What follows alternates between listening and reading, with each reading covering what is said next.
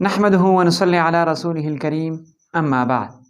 محترم سامعین، آج آپ لوگوں کے سامنے سورہ کہف کے فضائل بیان کریں گے۔ محترم بھائیو، آج جتنی بھی فضائل بیان کی جائیں گی وہ احادیث سے ثابت شدہ ہے۔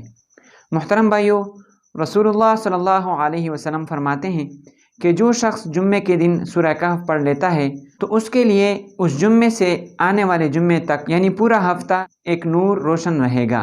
دوسری روایت میں آپ صلی اللہ علیہ وسلم فرماتے ہیں کہ جو شخص جمعے کی رات سورہ کہف پڑھ لیتا ہے اس کے لیے اس کی جگہ اور بیت العتیق یعنی خانہ کعبہ کے درمیان ایک نور روشنی بخشتا رہتا ہے۔ تیسری حدیث میں آپ صلی اللہ علیہ وسلم فرماتے ہیں کہ جس شخص نے سورہ کہف اس طریقے پر پڑھ لی جس طریقے پر وہ اترا ہے، یعنی صحیح طریقے پر سورہ کہف پڑھ لی، تو اس کی جگہ اور مکہ کے درمیان ایک ضیاءپاش یعنی روشنی بکیرنے والا نور بنی رہتی ہے۔ اور جو شخص اس کی آخری 10 آیتیں پڑھ لیتا ہے تو اگر دجال اس کی زندگی میں نمودار ہوا تو اللہ تعالیٰ دجال کے فتنے سے اس آدمی کو محفوظ فرمائیں گے۔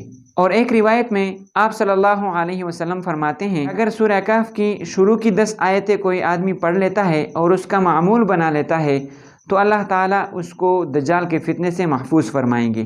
دوسری روایت میں اسی طرح کی روایت ہے، اس میں فرماتے ہیں کہ آخری 10 آیتیں اگر کوئی پڑھ لیتا ہے اور اس کا معمول بنا لیتا ہے اور ہمیشہ اس کو پڑھتا رہتا ہے تو اللہ تعالیٰ اگر دجال اس کے زمانے میں نمودار ہو گیا تو اللہ تعالیٰ اس کو دجال کے فتنے سے محفوظ فرمائیں گے۔ ایک اور حدیث میں آپ صلی اللہ علیہ وسلم فرماتے ہیں کہ اگر دجال کسی کے سامنے نکل آیا اس کو چاہیے کہ سورہ کہف کی ابتدائی 10 آیتیں اس کے منہ پر پڑھ دے، اس لیے کہ یہ آیتیں دجال کے فتنے سے پناہ دینے والی ہیں۔ محترم بھائیو، ان احادیث کا واضح مطلب یہ نکلتا ہے کہ سورہ کہف کو ہم جتنا بھی اپنے اوپر لازم کر دے تو یہ انشاءاللہ دنیا اور آخرت میں ہمارے لیے بلائی کا باعث بنے گا۔